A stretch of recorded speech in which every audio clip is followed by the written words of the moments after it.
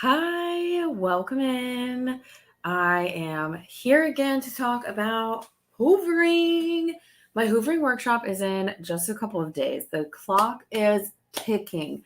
I really felt like I had so much more time, and I did have a lot of time, and I sort of dropped the ball on spreading the news that I'm hosting this workshop next week.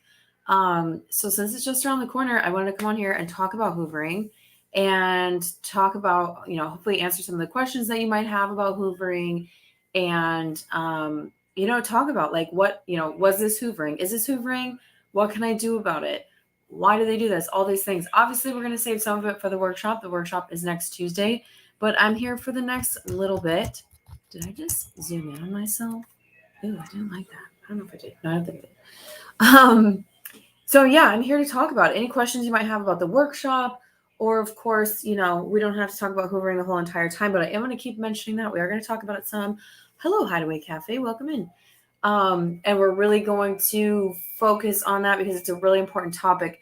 To be honest with you, one of the biggest things that I notice about people that I coach or friends who are going through things, they're sending me messages, they're asking me questions, and they're being like, what do I do? How do I respond to this? And it's a hoovering attempt. It is very, very hard to spot hoovering. It's one of those things where we don't realize that that's what they're doing because we don't do that with our own brains. And so again, it can be very hard to spot. And also, there are so many different ways hoovering can look. I recently posted a video about hoovering and I gave a lot of different examples, like a lot. I think the video is probably like a minute and a half, and I give like 14 different examples of what hoovering can look like. So if those things look familiar to you, if you've seen the video, if you haven't, go watch it. Let's talk about it. How can you spot a hoovering attempt? How do you know for sure that's what it is? You like dad bods? No, I'm a lesbian. Happy Pride, everybody. By the way, it is June 1st. Hello, Kat. Welcome in. How's it going? Oh, now just you popping in made me realize that I did not respond to you. Hello, Kim. Welcome in. My 1 year free was Monday, and no Hoover from my abusive ex, so that was a win for me. That is a big win, obviously. Congratulations. I'm so happy for you. Also, obviously, keep it in the back of your mind that it could happen, right? It's one of those things where we want to be able to get our nervous systems calm so we're not constantly living on edge, constantly thinking that they're going to reach out to us. Obviously, when you have an anniversary coming around, which we talked about, there's a lot of times that are like prime times for people to hoover, which we will talk about in the workshop. But again, it can happen at any time. So we want to have it way in the back of our mind, like this could still happen, but also we want to be chill about it, which like it's hard to do. How do you get there? We don't want to be like constantly, still walking around eggshells when we're out of these relationships. When we're out of these relationships, we hopefully want to find the ability to be able to be calm and just be like, yeah, this can happen at any time. It can happen at any time. Thank you for following and welcome in, everybody. I see there's quite a few people here on TikTok. We are talking about hoovering. I'm hosting a hoovering workshop next Tuesday. It is on a Tuesday. It is during the day. And I realize that some people won't be able to make it on a Tuesday, but I thought that it would be better to have a workshop about abuse on a Tuesday rather than a weekend, because a lot of people, if you're worried about hoovering, you might still be in that abusive relationship and your abuser might be home on Saturday or Sunday. So we are doing it on Tuesday. I guess if that doesn't work for a lot of people, no one shows up, maybe I'll try to host it on a weekend, see if that works for anybody. But that is what I came to when I was trying to decide when to host this thing. So that's what we're going to do. With the hopes that more people will not have someone looking over their shoulder. I know it's not fun to be trying to tune into something. Maybe you're in the other room, you're like in your phone huddled, and you're like, they could walk in at any time. You've got that volume all the way down, or you've got your headphones in, but then you're like, no, I won't hear them if they walk in. So Tuesday it is. Tuesday it is.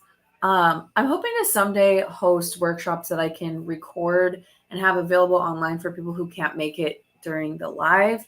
But I'm just not really sure about that because if people are asking questions, obviously your privacy is very important to me. So for now, they're going to be a one-time thing. Does anyone have any questions? I've been talking now for 4 minutes and 45 seconds.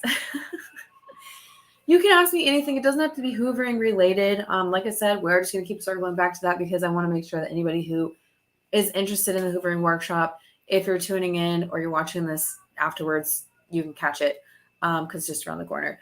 I do keep forgetting to post. I keep forgetting to post the what's the word? Like the flyer, but it's not a flyer. It's just like an Instagram story. The information about the workshop. I posted a couple of videos about it, but I have not posted the actual, like, here it is. Here's what I'm doing. This is when, this is how, this is why. I will do that probably, hopefully, when I get off here. Kat, will you remind me? Oh, man. It has been a lot harder to be organized on this trip. If you don't know, I'm traveling with my son. It's been a lot harder to be organized on this trip because we're moving around a lot more. The last couple trips we did, we were in places for longer. And this time we've been moving. We've been doing, which is great and wonderful. And I'm so excited about that. But it has been very hard to stay on top of work stuff, which is really unfortunate because obviously work is really important. What time is it for everybody? It is, oh, well, I can see it right now. It is 9 p.m. for me. I can see that it is noon Pacific, which means it's 3 o'clock Eastern.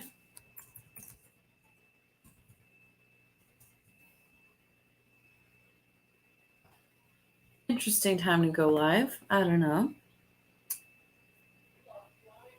8 p.m. here in the UK. Yep. You're an hour behind me. I always forget you're in the UK. Every time you come in here.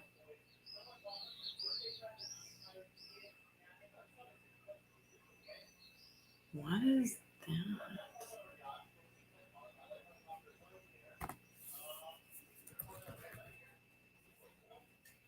Level 7. California. Yep. You match my laptop's time. I never change the time on my laptop because when I work on Pacific time. So whatever time it is here in Spain, doesn't matter. I open my laptop. I'm like, all right, we're good. I'm showing up to work on your time. We're doing this. So what else? Let's see. This week's podcast episode was about post-separation abuse, which is another one that ties in with the hoovering because post-separation abuse, a lot of that is hoovering tactics. You've got the horrible, ugly, yucky hoovering that feels really bad. That is obviously a horrible thing that people do, even though you might not realize that it's hoovering. They're trying to get you to come back. They're trying to maintain that control over you. We have the nice hoovering where they're like, I miss you, come back home, blah, blah, blah. And we have the reverse hoover, which, again, I'll talk about all of this even more when we're in the workshop on Tuesday. But post-separation abuse, again, is the topic of the podcast this week. Last time I talked about my escape plan. So if you don't know, it's very important to have an escape plan or like a leaving plan, a couple backup plans. Obviously, they don't always work. Mine was not much of a plan at all. And I talk about that in last week's episode. So if you are a podcast listener and you're interested in my story, I talk about what I did, what I didn't do, what I would have done over if I had known that post-separation abuse was a thing. I did not know that, and I didn't plan for them to behave the way that they did. So I talked about that a lot last week, and this week I talked about post-separation abuse because, again, it's horrible. It's really yucky. It's something that a lot of people don't realize is a very high possibility when we're leaving abusive people. They don't like to lose control. They do not like when people leave them. And so it can get really yucky. It can get very dangerous. It can get just very, like, you feel like, you've left, but you're not out of it. You feel like you're never going to get away from this type of behavior. And again, it can feel like a roller coaster because they can cycle through so many different tactics, just trying to get one to work. And so that's what this week's podcast is about. If you don't know, my podcast is called It's Not All Rainbows. It's anywhere you can listen to podcasts. The post-separation abuse was awful. I had the hoovering, stalking, and even physical assault. Yeah, absolutely. And so that's why, again, Kim, you probably didn't know. I didn't know that this was a possibility. Thank you for sharing that. I'm sorry that happened to you. That's why it's really important to have plans in place. And if you can, not everyone has a safe place to go, and not everyone has safe people to lean on. And so a lot of times for people, it has to be so extreme that if they have the money to do it, they're going very far away. They're starting their life again in another state or another country or something like that, just to get away from that person, to have distance from, between the two of you. Because they will, there's a high likelihood that they will show up where you are if they can find you. When I left, my abuser knew where I went. They had a key to the house, which I had forgotten. They knew where the house was, where I was staying. They knew what time I was going to let the dogs out in the morning. They still had access to me. So if they can still find you, they can show up at your work, they can show up at your children's school, they can show up at your house, they can do all this stuff.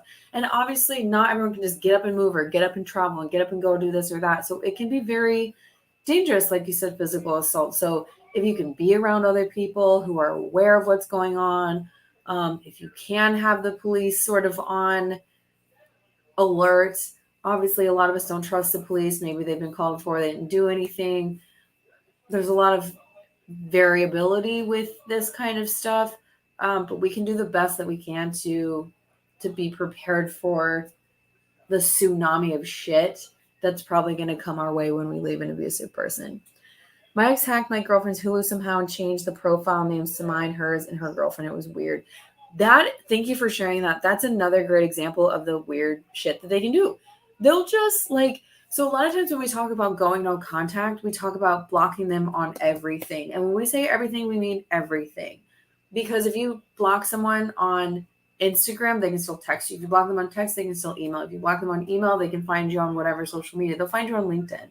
They'll find you on Venmo, Cash App, Zelle, whatever, and send you a penny or a quarter and be like, I still love you, or a frowny face or a heart or something just to get to you.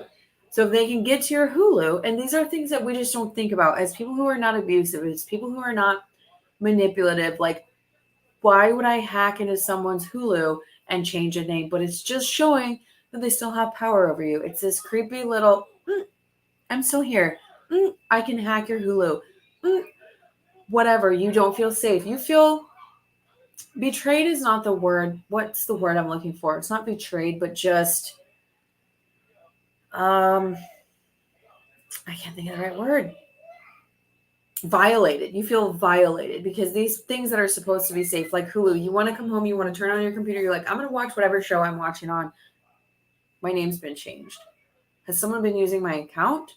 I had some weird things happen. I have had some weird thing happen, not recently. Well, there was one recently, but I can't be sure that it was them. When I first left, my car payment was on auto pay, and all of a sudden it wasn't. And I didn't have the information because my abuser had set up that account.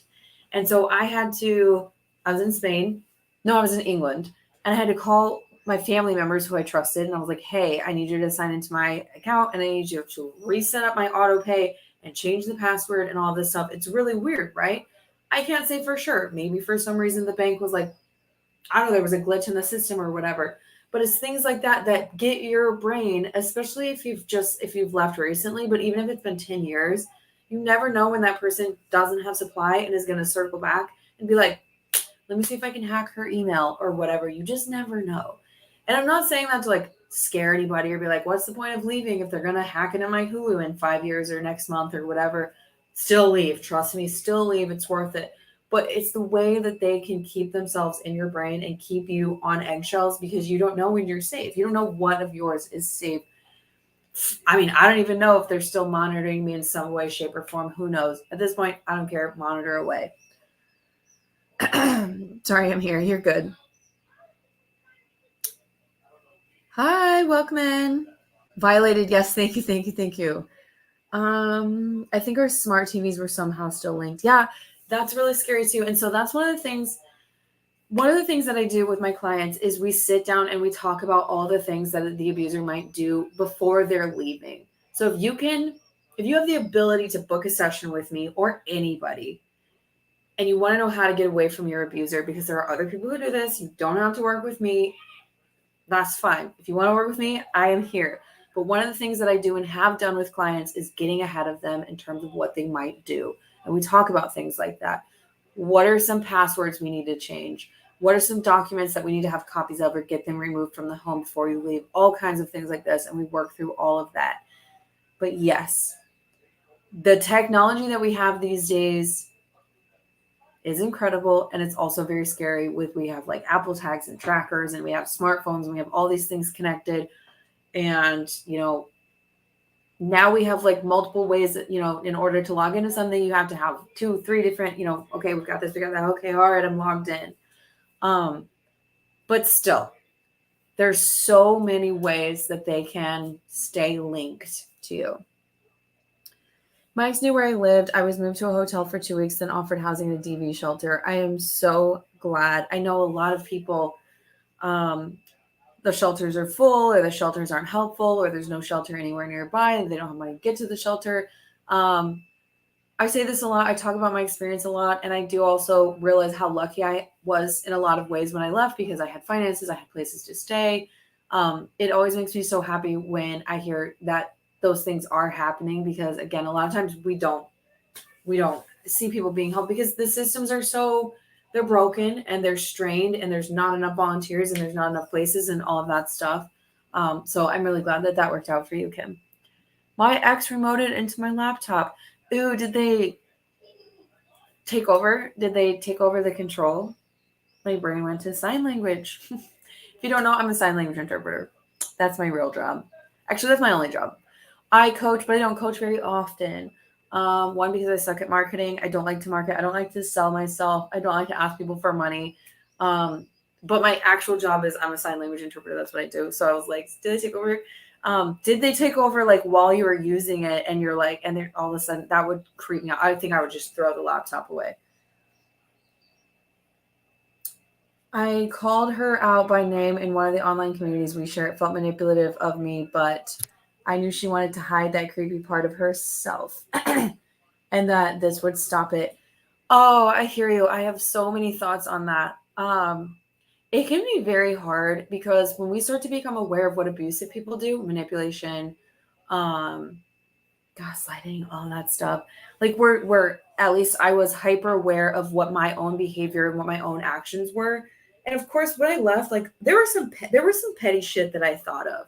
There were some things that I was like, oh, I just want to do this, and I would tell a trusted friend. I don't know if they're in here right now. I don't think so. I would tell a trusted friend, oh, I'm thinking about doing this. And they would be like, oh my God, can you imagine? Obviously knowing I wouldn't do that.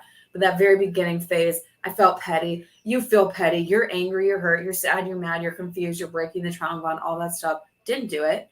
But there are things that also, as survivors, like we have the right to do. I don't share the name of my abuser, but if you want to share the name of your abuser, not in an abusive smear campaign way, but just be like, hey, look, everyone, this person's a child predator. I'm trying to use words that aren't going to trigger people. This person is not safe to be around. Whatever. If you have like what you said, it's okay. And you're warning people and you're letting other people know that. But it's hard because you do feel manipulative and you feel like you're being vindictive and you feel like whatever. But at the end of the day, those people's behavior is their behavior. They made their choices, right? And I didn't end up doing anything vindictive or manipulative because I chose to not speak their name. I was talking about them online. I started sharing my story online, publicly, but I never said their name. I chose not to because I didn't want to give them the power of me still talking about them. But I think that your choice is also super valid. And I totally understand why it felt manipulative of you. But obviously, sometimes you have to do things like that to stop them coming around. I do feel like me talking about them publicly, even though I didn't use their name, is one of the reasons why they finally left me alone. Because I think they know that if they would reach out to me, I would probably share it. I'd be like, they showed up at my house. Just so you know, this could happen. Because I share those things. And I think that they know that great question around the corner here. Let me finish my sentence. I think they know that if you are willing to publicly or within a friend group share those things and stand up for yourself, and also that they know it's the truth and there's enough people who know that it's not a smear campaign, I think that does deter them. What are you going to do? But a lot of times that doesn't happen because a lot of times the people who you're sharing it with are going to see you as a manipulative, as the abuser, as, whatever. Because the abuser's been running this smear campaign for so long that they don't see you for who you are and they don't see them for who they are. Okay. How do you protect your social security number if they haven't memorized? That sucks for you. I thought about that the other day because my abuser left their social security card at my house. At the house when they moved out, I just got rid of it.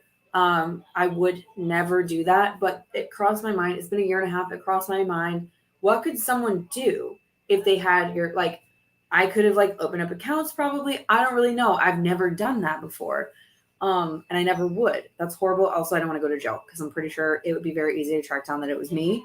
I don't know. I'm not a criminal. But yes, that's very scary to have someone have your social security number. I don't know, and I don't know if anyone in here has an answer for that. I don't know if it's possible to. I wonder if that's a question that you could ask to a DV shelter, an advocacy place that has had this happen before, and say, is it possible to change my social security number? If so, how? What do I need to do to protect this? Because they've seen it before. I don't have that experience. So unless anyone else has something, if they've had that experience, that might be something you might want to check into. Happy Pride. Thank you. You too. Odd that it's June already. I only went because I didn't want my mom and dad being put at risk as I was moving back in with them. That's a very real thing. I want to tell you guys something that I don't usually talk about, but I have talked about publicly before. I don't usually tell the details.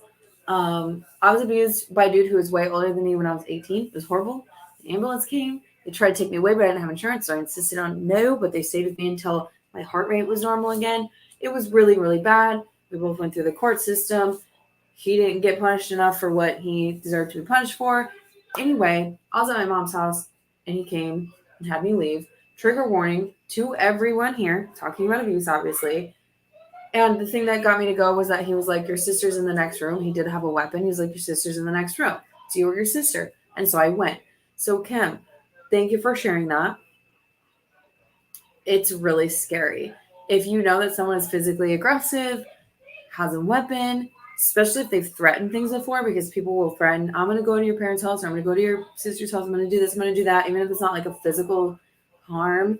It's scary. You don't want them to get involved, and you just don't feel safe doing that. You know that other people around you might be affected by that.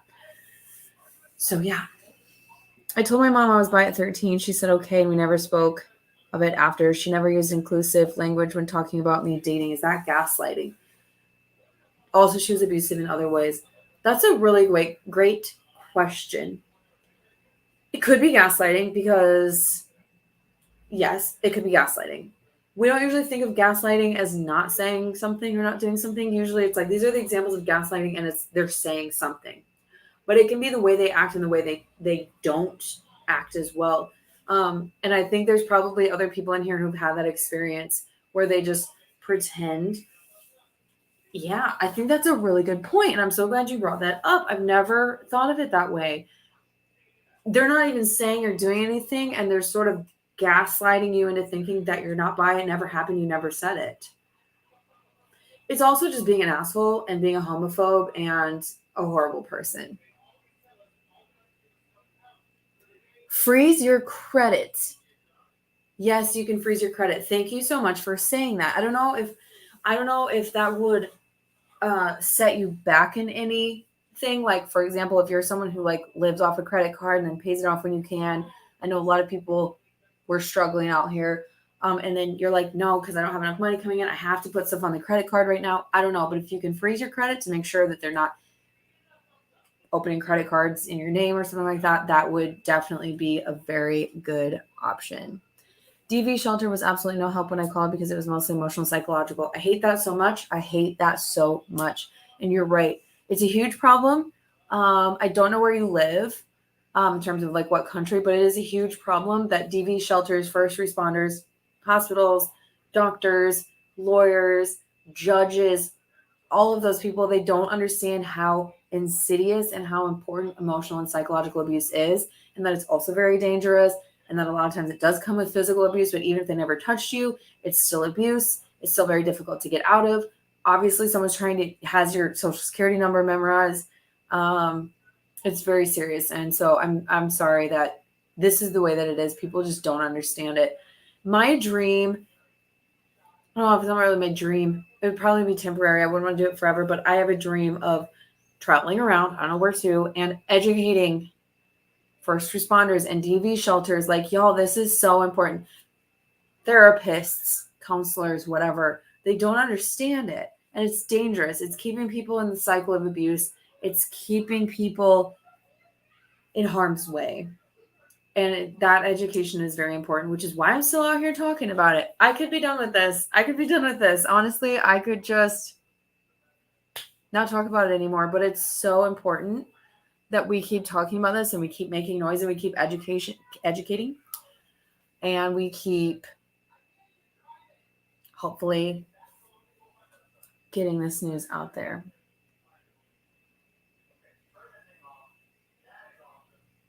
It kind of forced me back in the closet. I didn't tell my other family. Okay. I'm so sorry. That happens to a lot of people. And I'm saying that just so you know you're not alone. I'm not trying to invalidate your experience. It does. It really does. It forces you back into the closet, at least with them. What I can recommend is that you do find someone who's safe that's not your family. If you have a friend, you just did it here. You just shared with all of us that you're bi, and you are bi, and we see you, and you're safe here. It's been a very long time since I talked. Like, I used to come on here and just talk about LGBTQ stuff. But I don't really do that much anymore because I've been talking about abuse. But this is also a huge part of what I used to do. And so I'm glad you brought that up. Little by little, make your own safety net and your own family, even if it's people online, even if it's people who live far away, even if you make an anonymous Twitter account and you just tweet every day, I'm bi, I'm bi, I'm bi. And there's one person who gives it a heart. That's something. And you're not in the closet and there are people who see you. Because there are people in our lives who simply aren't safe for us to be out around. And I'm sorry, I might have missed it. Do you live with your family? Freezing credit just stops new accounts. Okay, awesome. I have no idea how you do that, but you can probably Google it. But I do hope that that's an option for you and that can help. Thank you, everyone, for offering that up. Louise, I see you. There's a lot coming in over here on TikTok, so I will definitely respond to you in just a second. Have you seen Made on Netflix? It shines a great and triggering light on DV abuse. Yes, I have. I watched it shortly after I left. Someone had recommended it. I was nervous to watch it. My son was with his dad. I think it was for Christmas. And I just stayed in my room at my mom's house and binge watched it. And yes, it was very triggering. Very triggering. And that's a really good example of emotional abuse because the abuse that she experienced was mostly emotional. And I say mostly because I actually don't know if I finished the series. No, I did. He never, correct me if I'm wrong, he never physically touches her, but he does punch a wall near her head. And that is physical abuse. That is physical abuse. That's physical abuse. Even if he never touched her, that's physical abuse. So yes, Made is very triggering. I did recommend it to people. I think for me, it was, even though it was triggering, validating. Triggering, it was so validating and so real and so much like my story. I had the finances that she did not, so it's not the same. And obviously, I don't recommend comparing, but I don't want to claim that I had to go through what she went through. You know what I'm saying? But I definitely recommended it to people, but obviously with the grain of salt or whatever, the little tidbit that watch it with someone that you feel safe watching it around, or be prepared to pause it and watch it in little chunks or something like that, because it can be very hard to watch. All right. Yes, they took control and left me a message on it. Oh, this is so creepy. I wasn't using it, but found the message from him on it. Did you tell the police? Hacking? I don't know. Again, the police don't always help. I don't know if there's anything that anyone can do about that, but you had proof that person hacked your computer, and I became totally paranoid after that regarding what else he was doing. I got out, and now he's abusing me through the family courts and my daughter. I'm so glad you got out, and I'm so proud of you. And also, I'm so sorry because, yes, absolutely, the family courts most of them don't help abuse victims at all, or children. But what if I'm still scared because of it? Oh, oops. Okay, I got behind. Emotional abuse isn't recognized enough. The police didn't believe me until it turned physical. And that happens so often. They don't believe you until it's too late. Like, I'm going to use an example. Gabby Petito. They pulled them over and they misunderstood the assignment. And it was too late when they realized that Brian was the problem. It was too late. And unfortunately, that happens way too often. And they're also not going to admit they're wrong. They're not going to say, oh my gosh, we're so sorry you came in here. We didn't believe you. Now we believe you and we're going to take care of this. We're going to do everything we can for you. They're just like, we had that other report in here, didn't we? That happened to me too. Again, the one when I was 18, I had reported something physical. I had marks. I showed them it. They went to his house and they were like, she said this happened. Did that happen? He said no. And they're like, okay. Well, he said it didn't happen. Even though I had marks and they took pictures. The second time it happened, they arrested him. Why is there a second time? Why is there a second time? Because they don't take it seriously. They also asked me how long ago certain events were, and if it's not recent, they dismiss it. But what if I'm still scared because of it? Yep, especially depending where you live. Like, there's the statute of limitations. I don't know, it's different lengths in different places. But absolutely, if it didn't just happen, they're like, why are you telling us now? What are we supposed to do about it? This happened 3 months ago. This happened a year ago. What are we going to do? Why are you telling us? You just want drama. You just want to stir up stuff. You want revenge. You're trying to get them in trouble. Because that's the way that people think when it comes to reporting abuse, when it comes to reporting rape. Because people just think that the woman, oh, she changed her mind. Okay, I don't want to trigger anybody. You're just trying to get revenge now. You're reporting this abuse. You're just trying to get revenge now. Why are you bringing this up now? You should have called when it happened. This is your fault. Like, I don't want to trigger anybody, and I realize that the way that I'm talking, because it makes me angry, the way that it is. I don't want to trigger anyone by saying that stuff in the way that I did. Maybe I should like sing it in a like Blippy would. That way no one's triggered. But I'm like, everyone blames it on you. Everyone blames it on you. Can you spell blame? I don't know. I got like Dora the Explorer. This is a safe space. We are going to get triggered here. We're going to talk about hard things, but we're going to do it like a children's show. Okay. I'm out to everyone else now as queer. It's difficult to build community though. I'm with safe accepting people now. Okay, good. I'm so glad. But yes, it is difficult to build community. One thing that I experienced, I'm not trying to sit here and talk about myself, but I do hope that this is helpful. I didn't have a community when I came out because my abuser was my community. I was isolated. Of course, a lot of us have that experience. If you come out and date an abusive person, you ain't gonna have a community most likely. And then when I left, I sort of started making queer friends, and a lot of it was not good for me. It was not healthy. I don't want to say too much more about it. Some of them are far away. I do have some queer friends in here now. They're in here right now. Long-term friends, wonderful. We've never met in person, but they're one of my best friends. Kat, say hello to Kat. A lot of you know them. And I have a couple queer friends. Again, they're all far away, but community-wise, it can be very hard. And there's a lot of, it feels really bad. It's Pride Month, and I'm sitting here saying this. I love being queer. I love queer folks. There's a lot of toxic stuff going on. So it can be really hard to make a solid community. Also, as an adult, it's just hard to make friends. And a lot of times as queer people, there are no queer people nearby. Like for me, like if I want a queer community, I probably have to drive to it. I have a kid. I have a lot going on, so it's not that easy. Just got out of my relationship after a year. She blamed me for being in jail after assaulting me. Very common. Very common. I was interpreting the other day, and I can say this out loud because it was public. It was recorded. It's online. I'm not going to share where. But they were trying to pass a domestic violence thing, and they gave an example of a person whose abuser was in jail. The abuser still had access, was calling and convinced that person that the violence happened because of them. And so then when it was time to go to court, you can surmise what happened after that. Gaslighting. Violence around me is violence to me. I agree.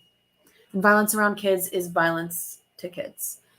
Abuse, any kind of abuse, gaslighting, any of that, one parent being abused means the kids are being abused as well. In the USA, Canada, the YWCA can help women through abuse and court stuff. The YWCA can help women through abuse and court stuff. I am repeating that for all of you.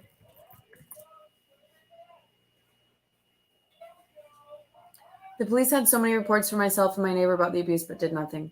That, again, that is the stark reality of, that's probably the most common response, unfortunately. Sorry, I'm doing a terrible job paying attention today. You're good. That's why I called you out. Just kidding. Then first physical assault, still nothing. Only did something on the second. Yeah. As we know, I'm not going to trash the police. I think there's a lot of really awesome first responders out there.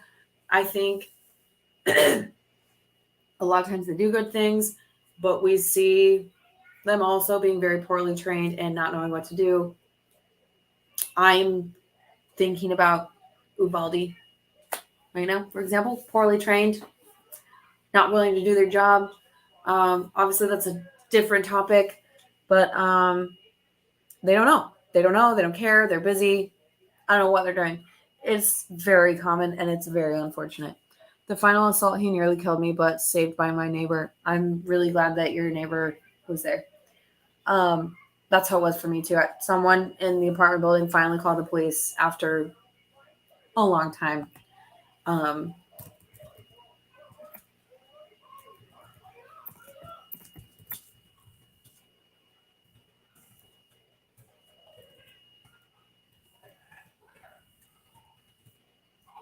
A lot of people don't want to get involved. A lot of people are scared that it'll come back to them.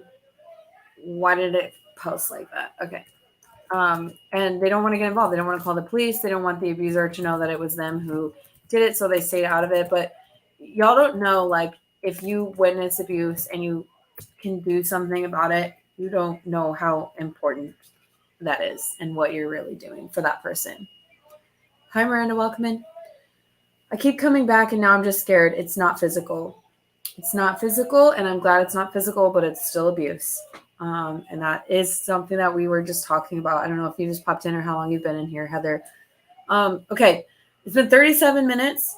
I do have to go here soon, but I want to remind everyone the reason why I came on here is because I'm hosting a Hoovering Workshop on June 6th. It is a Tuesday. It is during the day for people in the United States. And the reason I did that was because a lot of y'all are still with your abusers, and they're going to be home on Saturday and Sunday, most likely, unless it's someone who, I don't know what job they have. But Tuesday, June 6th, again, I realize some of you might not be able to make it if you are working, but I was really hoping, thanks so much, Kate, for hanging out. We'll see you next time. I'm really hoping that some of you can make it and not have your abusers there. If you're still in it, like you said, you keep going back. You go back, you're in it, you're home, you're scared, you don't know how to get out. The reason you keep going back is because you're trauma bonded and because the hoovering works. Hoovering works. It works. It's scary. There's so many different ways hoovering can look. It can be hard to spot. It's confusing. It works. And I'm going to talk about all of that on Tuesday. We're going to talk about the yucky, horrible things they say to you to get you to respond, to get you to come home because you're scared. We're going to talk about the love bombing, the breadcrumbing, the future faking, all of that stuff that they do to get you to come home, to trick you into thinking that it's going to be good again. We're going to talk about when they do nothing and how that works as a hoovering tactic too. We're going to talk about all of those things. We're going to talk about how to arm ourselves to spot hoovering, stop it in its tracks, run the other way. And that is June 6th. Again, you can go to my website, thelindsygoodman.com, to sign up. Or if you're just like, I don't need your website, calendly.com/thelindsygoodman. You can go straight there. You can sign up there. You can also sign up for one-on-one coaching. Again, I do a lot of coaching for people who are still in the abusive relationships, working on getting them out, working on educating them, getting to the point that they're spotting these behaviors and understanding them for what they are. Because when you don't understand it, even if you know it's abuse, even if you know that's gaslighting or that's wrong, this doesn't feel good or something like that. You're welcome, Louise. If you don't really fully understand, it's so hard not to go back because You don't see it for what it is yet. And it's not your fault. It's not our fault that we don't understand these horrible behaviors because we don't do them. We don't think that way. So yeah, my hope is that, we get a couple people in there and we can have some great conversations and some great education and help get some people out, help get some people on the road to healing, help get some more people blocked, the people who don't deserve access to you.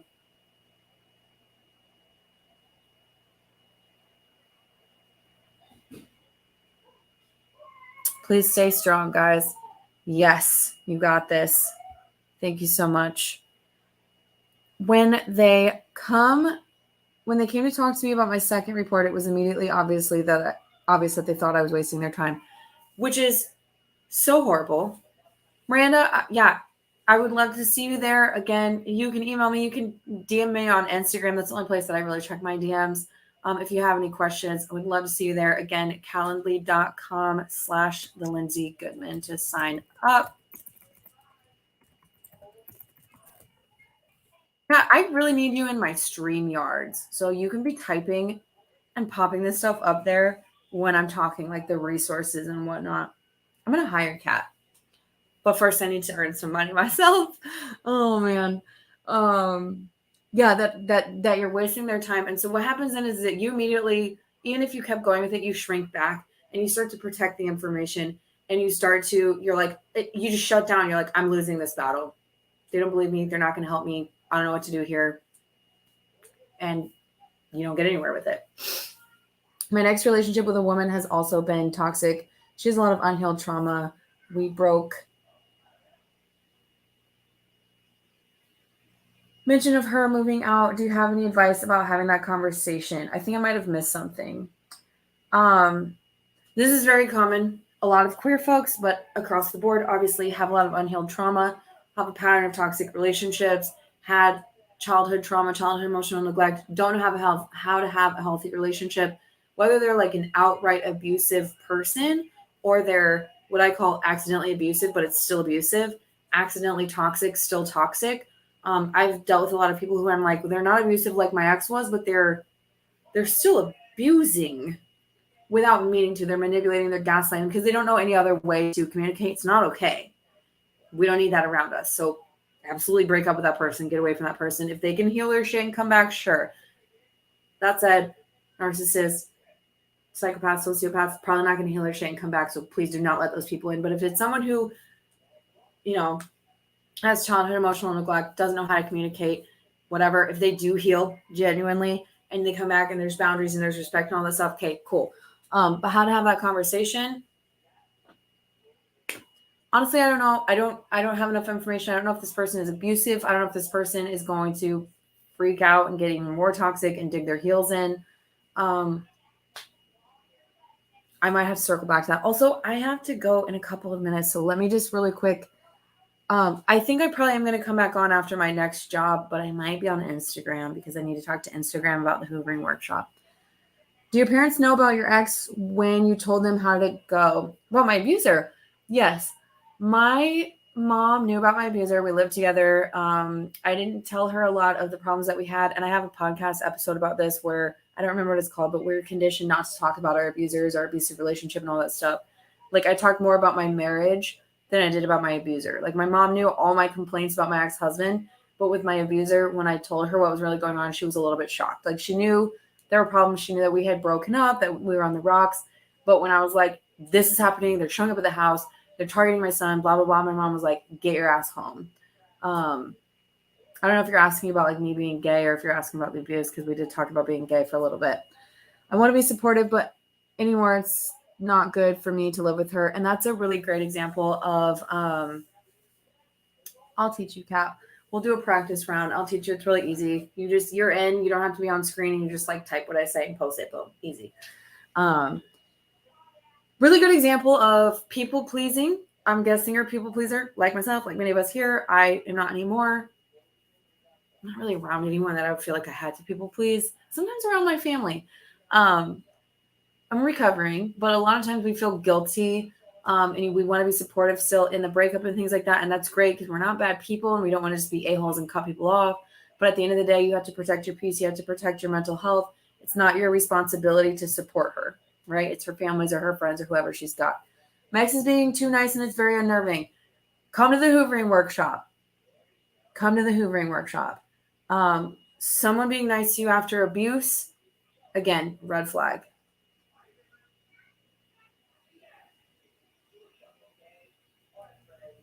Kat, you're totally fine. No, Instagram. I know, but I have to. I have to. I have to tell them what I'm doing. All right, let me see here. Yep. All right. I gotta go. I have to work right now.